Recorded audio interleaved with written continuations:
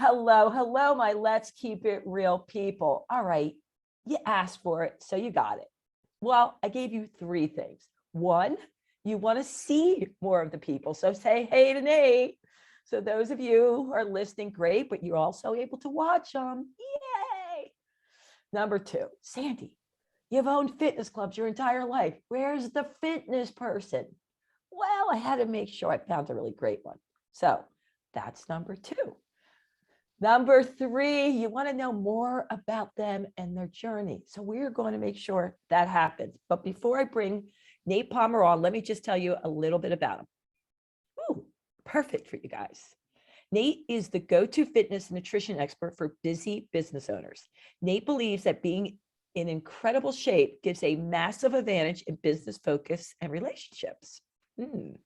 He also happens to be a dad, which I know, husband, and the #1 bestseller author of The $1 Million Body Method. Someone was just talking to me about the $1 Million outfit. Nate helps business owners, entrepreneurs, and busy dads improve their physique, finances, and family time using fitness, nutrition, and I've never heard this one, force multipliers. Nate, welcome. Thanks for getting through my tongue twister of an intro. It was a little bit of a tongue twister, I have to admit, but I did read it before. So I like the alliteration of at the end, like the fitness nutrition is force multipliers, but also I feel like it's a lot of F's right in a row. So who knows? That's Thanks for having me on. I'm happy to be here. Because we have the F-bomb. That's the F-bomb? That's an F. I love that. And I would like one. I need that near my desk also. So I don't, I won't swear on this show, but a little secret, when I'm happy and teaching classes, I use the F-bomb. So one of my students gave that to me. Only when I'm happy, not when I'm mad. So that's a good thing. All right. So I use it all the time. So, there you go. It's your #1 word. All right. One word, speaking of words, one word that best describes your past 30 days, good, bad, or ugly, and why. Clarity. Clarity. Yeah, and that's really only the last 30 days. And the reason for that is because I've been doing a lot of things. I've got a lot of irons, a lot of fires. So for a while, I was, in addition to doing fitness and nutrition consulting, I was actually consulting as well with other personal trainers who were bringing their businesses online. So I was doing some business coaching as well. Yeah. So like in 3 days, it'll be 2 weeks now, I parted ways with that aspect of my business. And now I'm 100% dialed in on the fitness and nutrition aspect. And just, it's been so great to have the clarity and to be like, here's my #1 thing. So I went out and I've streamlined my processes. I've got like the right email sequences in place. Everything just is flowing a lot better. I feel really good. So I went out and bought 6 different URLs. So they're all going to the right places now. My email list is segmented correctly. I just feel like really positive and happy about the kind of the future of the business. And I'm not stressing about those little things that were always like popping up on the to-do list. Oh, reach back out. Oh, fix this thing. Oh, do this and that. So like that's done now. I feel great.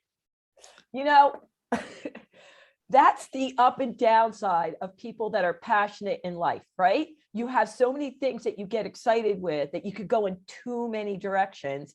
And I talk about this all day long with my clients. And oh my gosh, I'm doing everything, so I end up doing nothing, So good for you. Why did you drop it? Because it sounds like you like that too. Yeah, and I don't I think at some point I'll come back to it. I do love talking about that because that's something that I'm always immersing myself in personally for my business.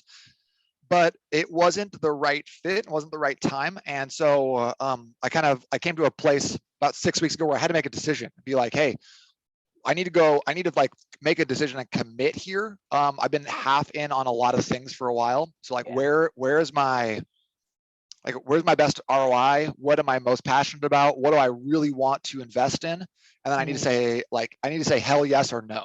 Yeah. So are you training and working with people on mostly online or in person online? Where are you right now? I'm 100% online right now. So I've been doing online coaching primarily since 2015, but I've been exclusively online since 2018. So I was kind of an early adopter even before COVID. And so I think that's kind of why I've been able to coach other people, because I've had my business for so long. Yeah. And I've seen the ups and downs, and I've I fail at so many things. That's like my superpower is I just screw up a lot, Yeah, but I just keep going. So I'm Yeah. not the smartest person. I'm definitely not like the fastest to get there, but I seem to get there because I just am dumb enough to believe in myself. Okay. Well, that's a whole lot to unpack there, but, and I know you're joking, but you're willing to try new things in order for something to land that you love, and that's big. And you probably don't even consider it failure. You probably just think, that didn't work out. Now I got to bob and weave and shift this way. Yeah, and I'm like, I kind of am like, joking, being a little bit like self-deprecating there because I think it's funny, but Yeah. I don't lose. I don't fail. I only get better. So I take all my failures are lessons.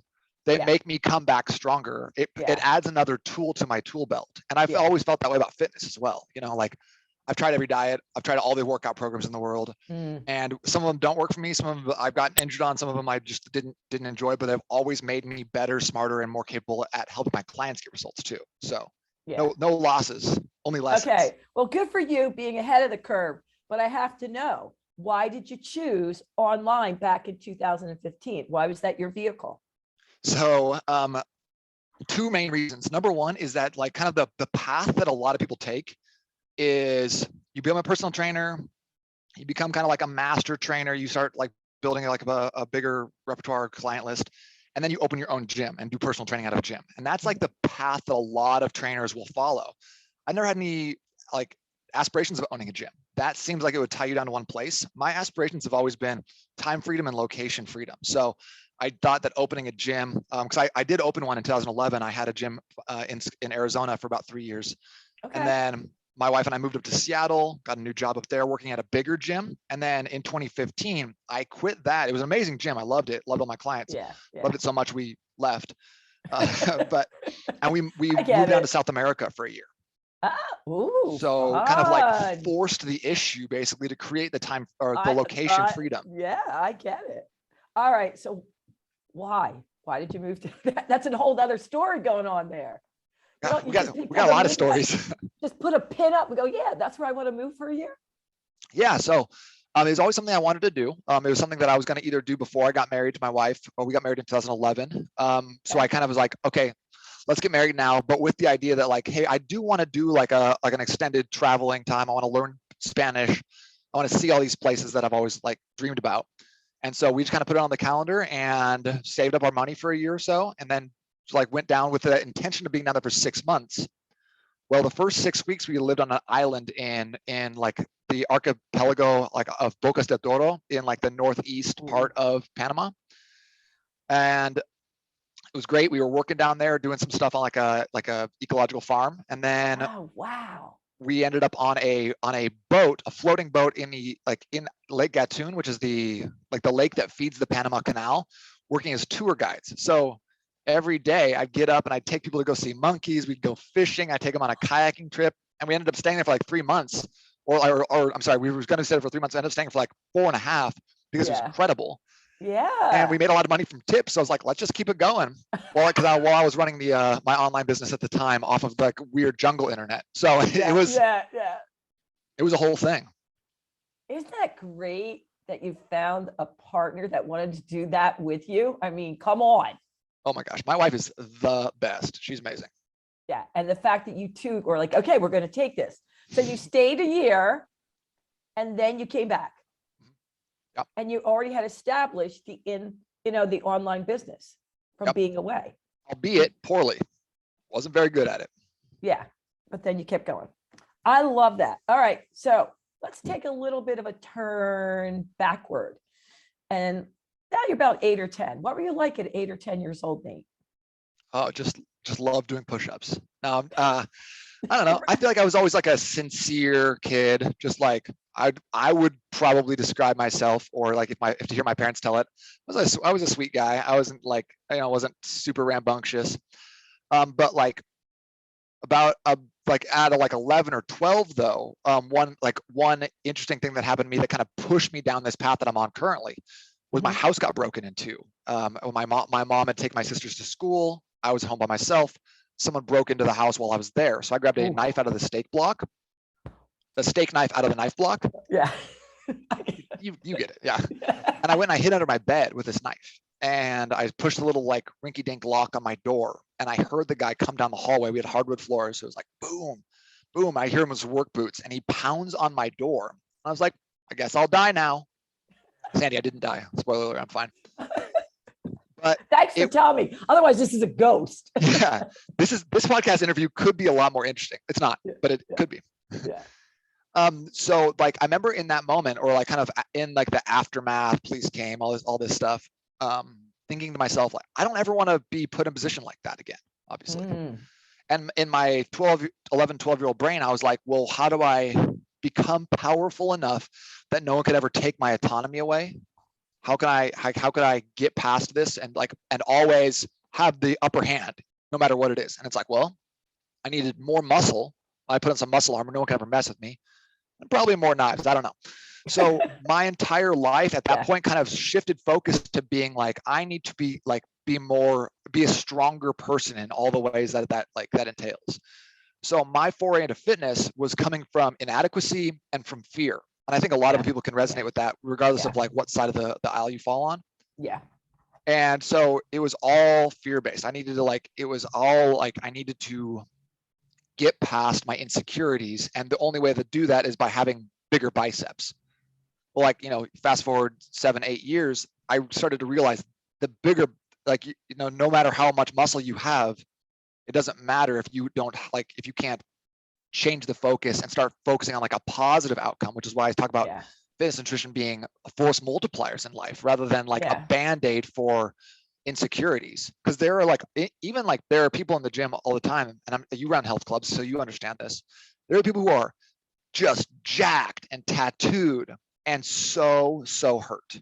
Yeah. Absolutely. They've never recovered from whatever it is that wounded them, and it's the muscle didn't help, the tattoos didn't help, the outward expression of that didn't help. So it's not until you kind of heal that, or at least change the focus, that you can really start to get what you were looking for in the beginning. Yeah.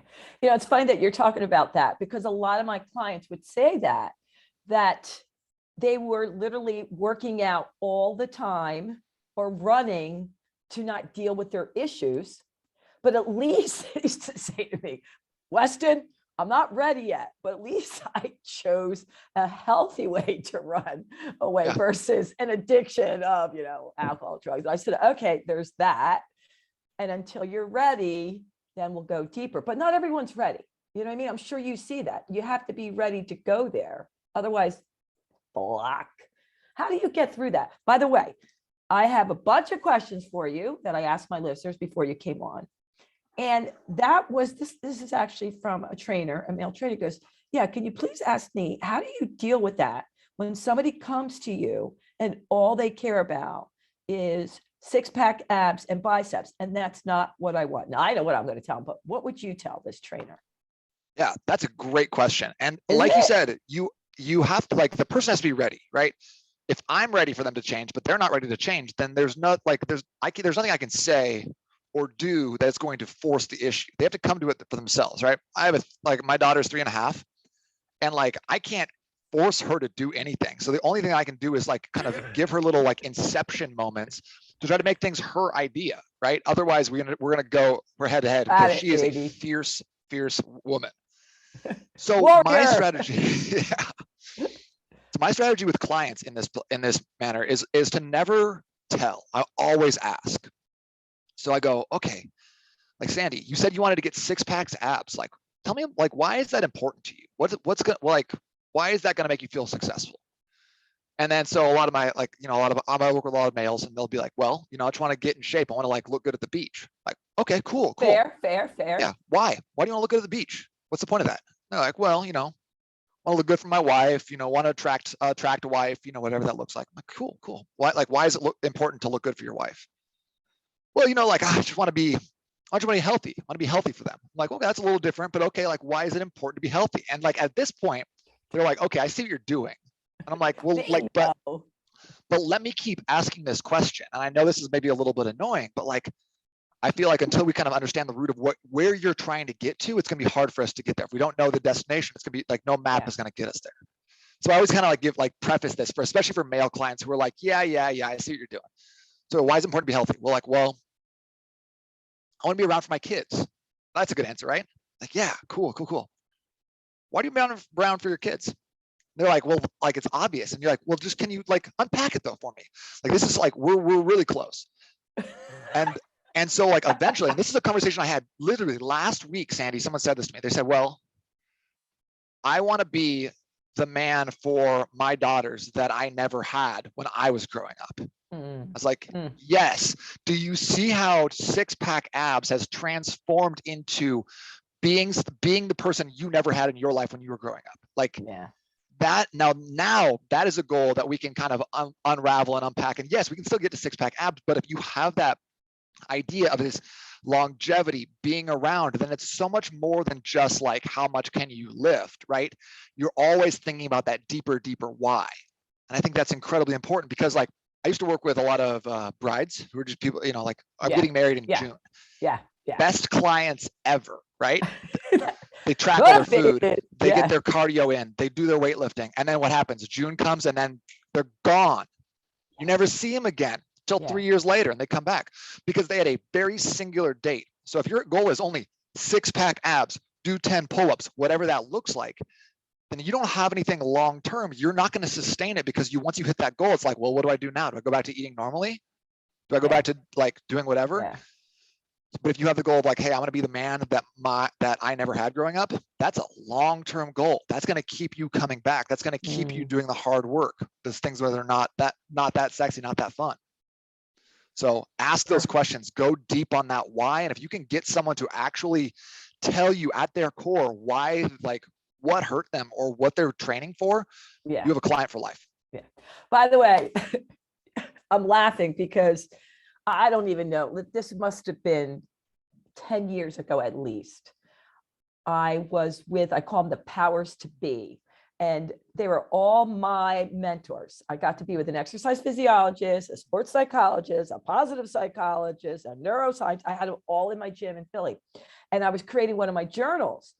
And we were having a missing link. We couldn't figure out how to do this. And one of the guys go, okay, we're going to come up with the game plan, right? The goal, action, you know, what do they really do? And they finally said, and the M's for motivation, because if you don't have the why they really want this is just going to keep them going in circles. Now, I want to tell you, that took them a year to come up with the M, the powers to be of what you're saying there. And it was the missing link. But trust me, it was an important thing that a lot of trainers didn't think about. You know, they just got in there and trained. They didn't really care why they were motivated.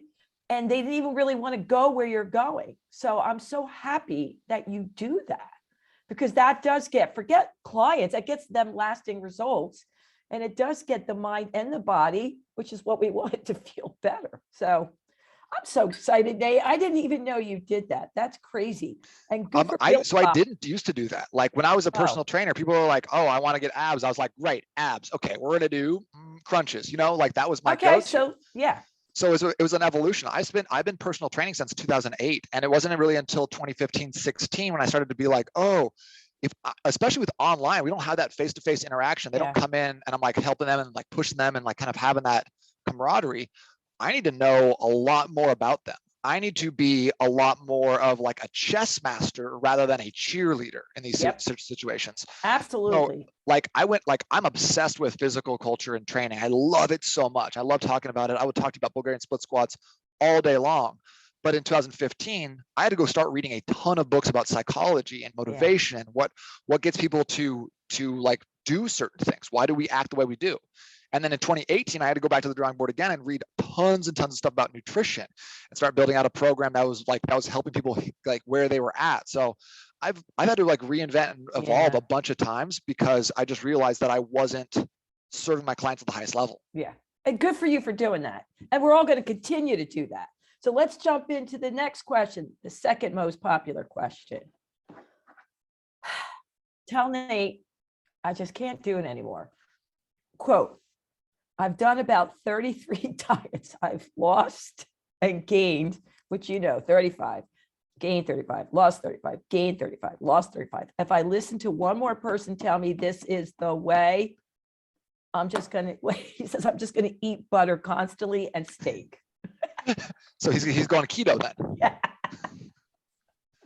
That So, is, I'm and so sorry to hear that. That is very sad. You get it. You know what I Yeah. mean? They get, oh, no, only this. So, And fitness is rife with that because people like, especially people who have like, you know the Dunning-Kruger effect. no. Oh, this is great because this is very appropriate for where we're at, like as a society. So it's basically this graph that looks like this. It goes up, down, and then shoots back up. Okay. So this first part is like it's time on the bottom is the y-axis, and the x-axis is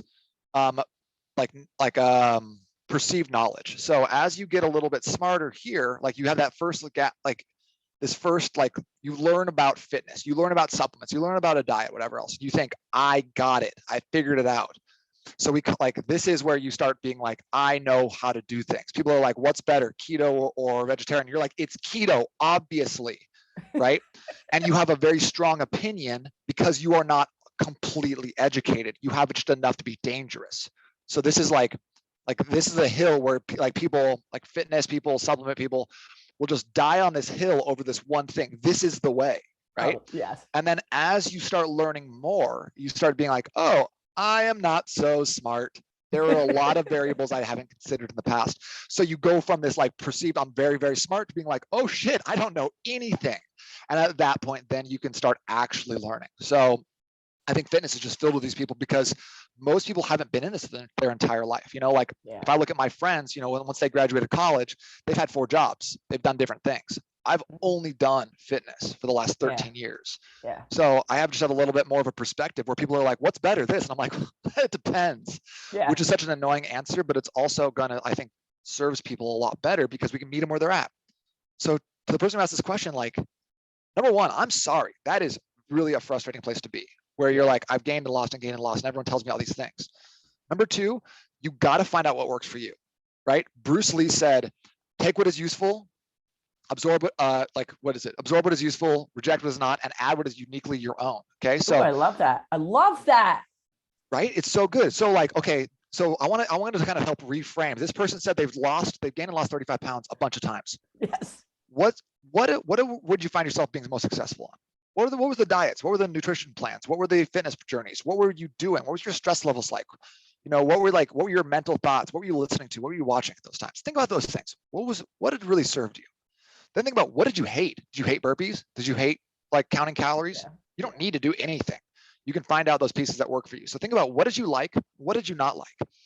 And then like take that and kind of just add to your experience where now you are, instead of being like, oh, I've failed again. It's like, okay, I've actually learned a bunch of things that are great for me and a bunch of things that caused me to slip up. Reanalyze. Why did you gain that weight again? What did you do? What was your mental, where were you at? Like, where were you going to eat lunches? Who are you talking to? Who are you associating with? Take all that information. And rather than being like, this is good or this is bad, which is, I hate that. Clean foods, dirty foods, no such thing. Think about, like, be curious. Why was that the case? What could I do differently next time? And if you approach these questions with a curiosity, like a scientist, you're going to start realizing this really worked for me. You know, and when someone was in my face yelling at me, I got results, but I fell off instantly afterwards. I got amazing results when I was only eating chicken and broccoli, but as soon as I was done with like the 4 weeks, I wanted to eat 10 pizzas. Okay, that doesn't work. Figure out what were those things. And then the last thing that I cannot reinforce this enough, like, you didn't lose, you didn't fail, you didn't screw up. You cannot lose in fitness. You cannot lose in health as long as you do not quit. Yeah. The cool thing about this is your victory is already, like, you already have the W. It's just waiting for you. Just put one foot in front of the other. And if that's just a little, like something a little bit today or a little bit tomorrow, that's okay. Yeah. You didn't fail. I love that you're saying that, because I think so many people think, oh my God, I've tried it 28 times. Why would this time work? And they do give up. And when I read that you said that, you just don't quit. Oh, you got it. If that's the gift you give the world, that is huge, Nate. Huge, huge. I love that you tell people that. And I hope that they actually listen to that, you know, because I'm sure you meet a lot of people that have tried everything and think, why is this time going to work?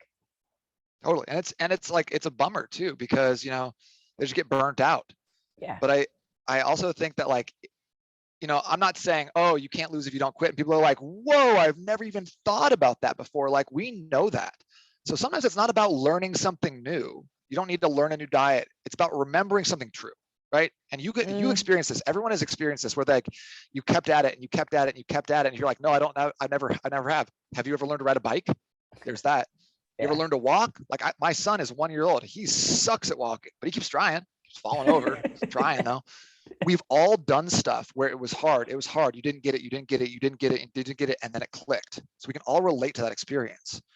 So just understand that is not a unique experience to walking or riding a bike or driving a car. That is just how we as humans tend to evolve, right? I'm not going to be ever a professional football player. I'm never going to play professional sports. I don't have the talent, but I can have a great business. I can have a great relationship. I can have great personal health and fitness, because none of those things require special genetics or talent. They just require consistency and effort done over time and a curiosity that you bring to the table. You know, I know you said like it's something they innately know, but that the stories we tell ourselves, it's so important. And just tweaking words a little can change the entire impact. And for you, which is the same thing with me in a different way, is you're dealing with a lot of business people, a lot of busy people, probably a lot of successful entrepreneurs, like you said, males. Mine are more females, but they've seen success in this area. So it's really hard for them to seek help and not be able to succeed in this one area. I'm sure you see that all the time. Yeah. And they think that what worked for in like the one arena, like just going all in 100% effort is going to work in another arena. And sometimes that isn't the case, where it's like, well, like, I have so many people come in who are like, I'm like, hey, do this thing. And they're like, are you sure that's it? 20-minute workouts? What about another workout? Can I do 40 minutes of cardio? Should I be eating this? Should I track all my calories? Should I cut all my carbs out? Like, take a breath, follow the program, do the plan, work the steps. You're going to be good. So it's hard though, because they're mostly type A people, like they don't, more is better. Come on, more is better. Yeah. And I fall into that trap too. So I get it. We get it. And we all do in some area of our life. All right. So big one, consistency is more important than the tactic. Come on. So true. But how do you get that through to them? That's a tough one, because a lot of people are just, so we're like, we live in the Amazon Prime society, right? I want it. I press the button. I want it to show up my doorstep in 24 hours. It better be there. I mean, it's got to be there. It's got to be there, right? So it's like, oh, you heard about someone who lost such and such amount of weight doing keto. This person's doing carnivore. This person's trying intermittent fasting, and so we bounce around from shiny object to shiny object. And I think that a lot of the understanding about consistency working comes from maturity and trying things and failing or learning. Where you start seeing like, hey, even like a medium plan, if done with 100% consistency, is always superior to an excellent plan done with fleeting bouts of intensity. So I can give you the best. Wait, whoa. I love that. Wait a minute. Back up. That's huge. Can you say that again? That's magnificent. I'm going to highlight that. I just blacked out for a second, so I have no idea what I said. No, I said a medium plan done with 100% consistency always beats an excellent plan done with fleeting bouts of intensity. Love that. Perfect. That's huge. That's so huge. So let me ask you this. When your clients come to you and they say, I just want to do this, I just want to do this, do you go there first and then try to win them over? Or do you go, wait a minute, you got to just trust me? Ooh, I struggle with this one because I'm a people pleaser and I want to believe that like, oh, you might be a little bit different. Like I've had a couple of clients recently who like, my program is like this, basically. Phase 1, 20-minute workouts. They're very basic. We work on the nutrition really hard. Nutrition, mindset, habits. Phase 2, we go, okay, here's the big picture on nutrition. We don't have to track your calories. You don't have to do all these things that we were doing. You don't have a meal plan anymore. Take it back a notch. Workouts are now a little bit more. They're 30 minutes.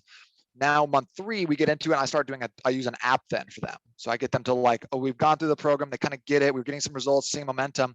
Then I add a little bit of complexity with the training, start trying to get better results by using training as our primary mover of the needle. But some people come in and are like, hey, I'm already doing this. I already need this. Like my nutrition's good. Like what, like I want to train with you. And And I've a couple times in the last year been like, okay, you can train with me, just jump right into that third month. And those people wash out after 2 or 3 months. Like, it seems like a very consistent, if they don't follow the whole system, if they don't take step by step, then they don't seem to get the results long term. So that's a lesson I've been learning a lot. And I think that, like, I would like to be like, no, it's the system, you have to do it, but I've kind of screwed that up occasionally. I'm gonna try to do better in the future. It's hard. It's really hard, but Yes. way you're describing your system, beautiful. Thanks. Yeah, beautiful. Well thought out. You can tell you've done your work, and I've been around a lot of trainers in my life, and that is so well thought up, and you're really setting them up for success now and long term. And good for you, because not everybody does that. I was kind of torn about the meal plan in the beginning thing, because, like, again, like, most of my clients are these type A. So if they were like eating McDonald's and I was just like, hey, let's move your soda and let's have a water instead, and we just do that one little thing, it wasn't enough for them to feel successful. So I wanted to give them something that was like, okay, sink your teeth into this. You're highly motivated right now. Let's go on this thing. I'm gonna give you exactly your meal plans. I'm gonna give you your shopping list. I'm gonna give you everything. And then we take a step back and go, okay, you saw how you're eating eggs with avocado? Well, that's because this is a protein and a fat. So now you take any protein and any fat. So if you want to have shrimp and almond butter, okay, that's gross, but it fits the formula and you're getting it now. Yeah. It's how you're setting them up for success and training the body. And you're right. You've done a lot of research on how the brain works. So good for you. Thanks. And even this little statement is huge about, before they eat something, how do I want to feel after I'm done eating? Game changer. Yeah. So I think about this as like kind of the cornerstone of what I call performance eating, right? Our clients, Sandy, they're not physical athletes most of the time. They're not out like running triathlons all the time and competing at a really high level, but they're mental athletes. They need to be on and focused, right? So they can show up big time for the people in their lives, their families, their clients, their employees, et cetera. So these people need to be on and focused all the time. So if we can teach them kind of some of the fundamentals, I like to think of it as like, what levers do you pull in your own physiology? What knobs do you have to twist to get the energy, to get the fat burn results? Because your body's just like a complicated system of like, like a chemical laboratory, essentially. So how do we manipulate some of those variables? And if we can teach them how to do it, give them really like some of the basic easy steps, then you ask the question, rather than like, hey, what do I feel like eating right now? Which the answer for me is either tacos or Cinnabon all the time. That's it. Yeah. So that's what I feel like eating. But when I ask the question, how do I want this meal to make me feel? How do I want to feel afterwards? Huge. What do I need to have? Like, what do I need to get done after eating?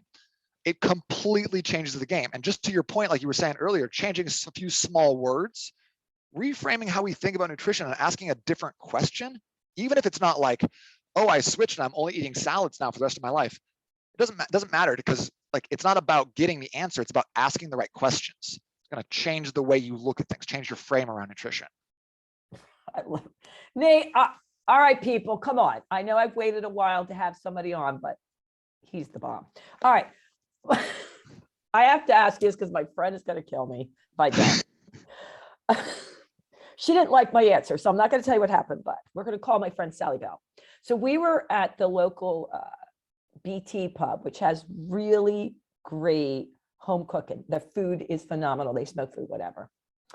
And I'm sitting there eating with my friends, having a glass of wine, blah, blah, blah. And somebody comes over to me, a guy, they know what I do for a living, and goes, yo, Weston, come on, can you just show me real quick, what can I do to get rid of my belly? Now, I'm in the middle of a restaurant. I want you to keep that in mind with friends. And he comes up and he's sitting over there. There's no judgment. I just want to tell you what's going on. Eating, having a big beer, a hamburger with bacon, cheeseburger, and French fries with gravy. And he just gets up and they're like, come on, Weston, show him. You could show him that exercise you showed me. She wants to know, what would you have said to this gentleman? He was probably about 45 years old. I always get like, I'm a little bit weird when people are like at a party or at a restaurant, they're like, what should I eat? Like, oh, don't judge me. And I'm like, I'm just Like, here is your friend. I'm not here as your trainer. Like, Exactly. you But gotta this put the is money show in my me an pocket before you. exercise. Yeah. Yeah. So I would have probably done this. I've been like, all right. So what you got to do is you got to get warmed up through your shoulders first. Then you got to do one set of pushing yourself away from the table. Because why are you drinking that beer? I probably would have yelled at him a little bit because I'm trying to have fun. All right. You heard that, Sally, because What did you say to? What did you say? I did show him the exercises. She, when you want me to get down on the bar room floor, and she could have showed him something in the chair and won him over. So I did something very similar and said, well, the most important thing, not that it's wrong, that you're out with your friends, but if you want to reach your goal, you're going to do this. And that's what I was You doing. did that? You did the push away? But I did this. Well, it wasn't exactly that. It was like, you're going to do this. I was being funny because I dance as my background. So I was like, you're going to do this. And the guys are like, I go, enjoy, but we may want to rethink that. And it's not that I can't show you that tricky ab exercise, but I'm really not going to get down on the bar room floor.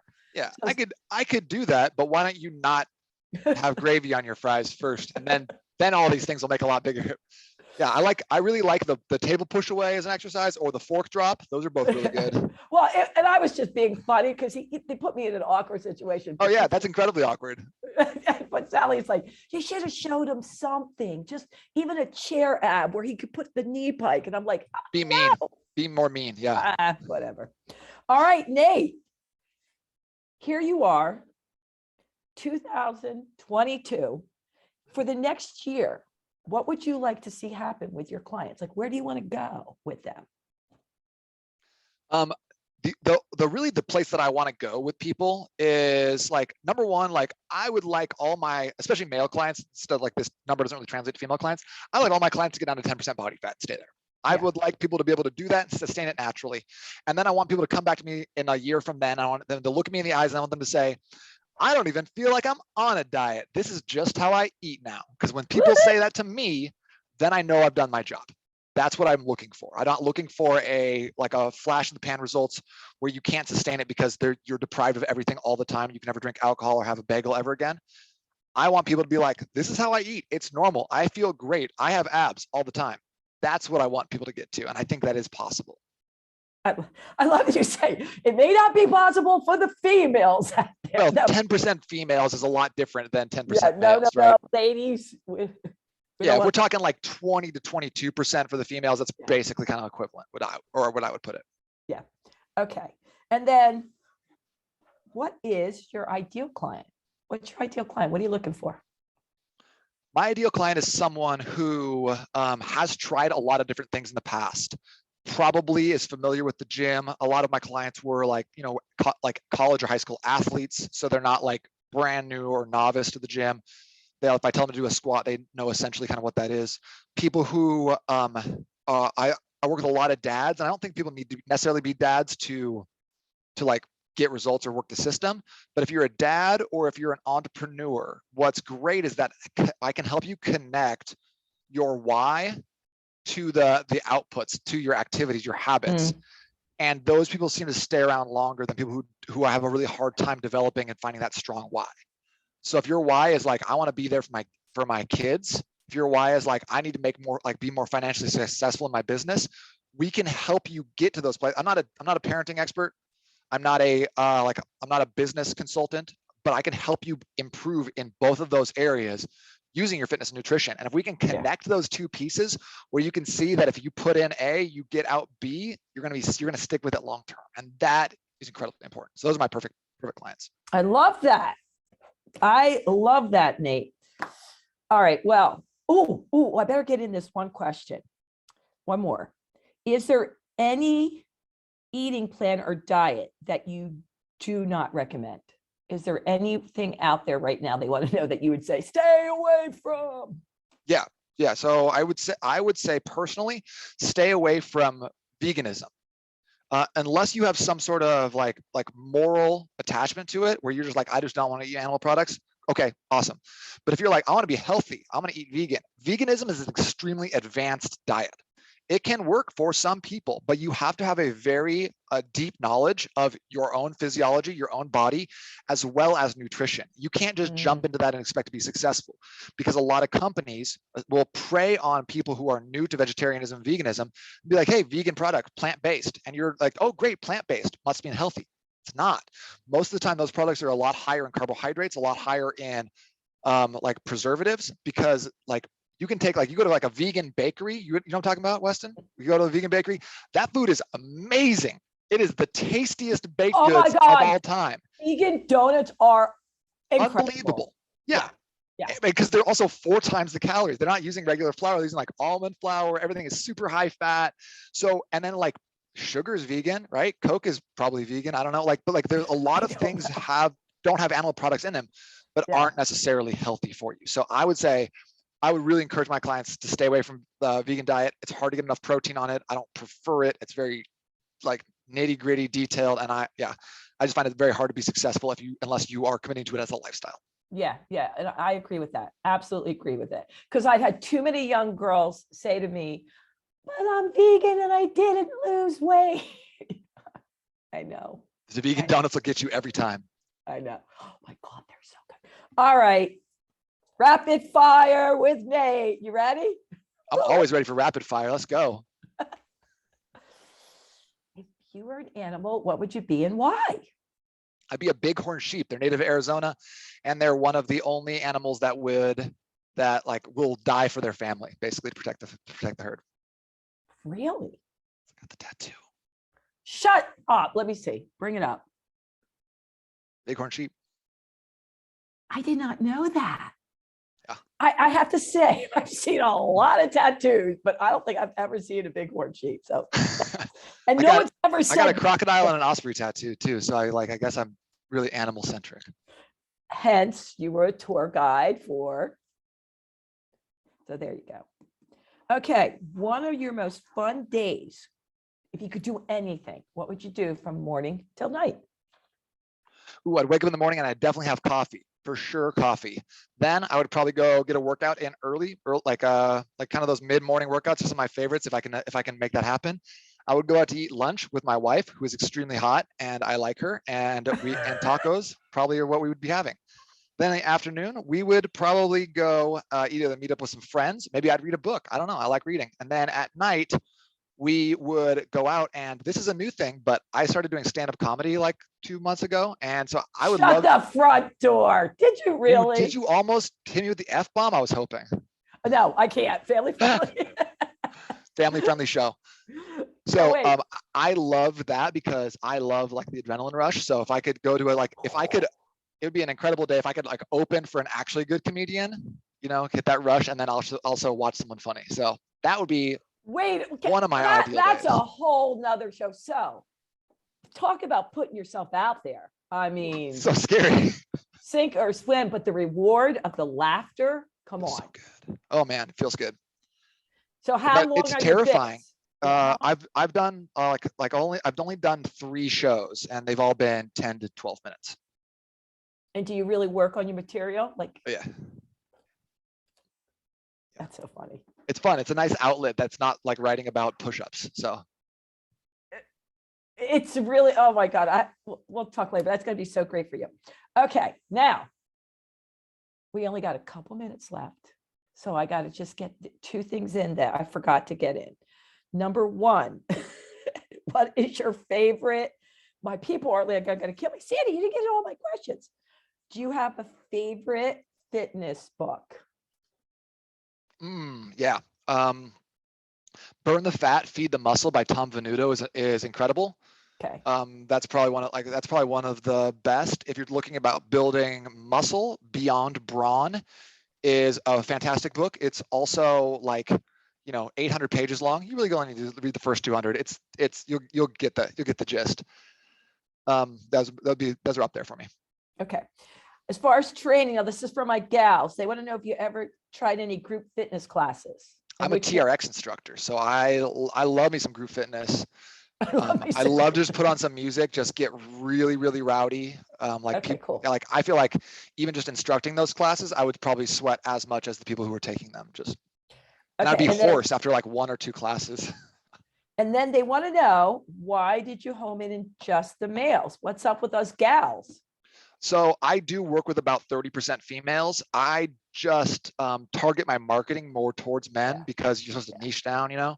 Yeah, I'm a absolutely. dad, I'm an entrepreneur. So like it kind of fits that mold. So that's why, but I love working with couples, especially like, you know, when I work with like a man, and I'll generally just like give him like a 2-for-1 deal where his Yeah. wife can do the same things, the Yeah. same programs, because Yeah. when the 2 people are doing it at the same time, way better results, way more people on board, a lot more sustainability that way. Yeah. So what he's saying is that's what his niche market is. But if you gals call him, he's not going to turn you away, probably. Okay, cool. What about your book? Where can they find it? You can check it out on Amazon if you want to. It's called the $1 Million Body Method. It outlines what I call phase 1. So basically what we were talking about earlier on the show is in terms of like, how do you structure it? It's like a 28 days, like a reset, but it's not like, hey, eat paleo or eat carnivore or whatever. It's like, use these frameworks, and you can put in paleo, you can put in Whole30, you can put in Mediterranean, whatever you like, just follow the framework, because it's going to help your body create more energy, and it's going to help you burn more fat. So we're going to use those knobs and switches. If you want to, Sandy, I'll give away some free copies of the ebook if you want. Cool. Go to getnatesbook.com, and you can you just like put in your email address, and I'll send you either a Kindle or a PDF version. So That's you can really check it out nice there. of you. If you left me an Amazon review, though, I'd love you forever. Oh my God, you got to leave him an Amazon review. It's so important that really, really, really, really will help them. All right, Nate, besides that, how can they find you? How can they reach out to you? Find me on Instagram at milliondolarbodymethod.com, or you can jump into my Facebook community, but go to joinnatesgroup.com, and it'll launch you in there. All right, Nate, before we wrap up, is there anything you want to get in that we didn't get in today? I mean, this is something I like to talk about a lot, and we already talked about it a little bit, but just want to reiterate the point that you can't lose if you don't quit. You're not a failure. You didn't fall off. What we did is just another piece in like the puzzle for you that's going to help you get to the end of the goals you're looking for. So if you just keep putting one foot in front of the other, stay more consistent. Don't need to go do more research. Just stay more consistent with what you already know and it's already worked for you. You're going to win. You're going to be successful. Love it. Woohoo. All right, my let's keep it real people. Nate, keep it real. Please, we would be so grateful for you to share it, like it, rate it, spread the word to anyone you think will be inspired. Purchase his book on Amazon. Rate the book. It really matters. We love you. And until next time, thank you, Nate. I appreciate you being on. Let's keep it real, Sandy. And you know what I'm going to say? Toodles.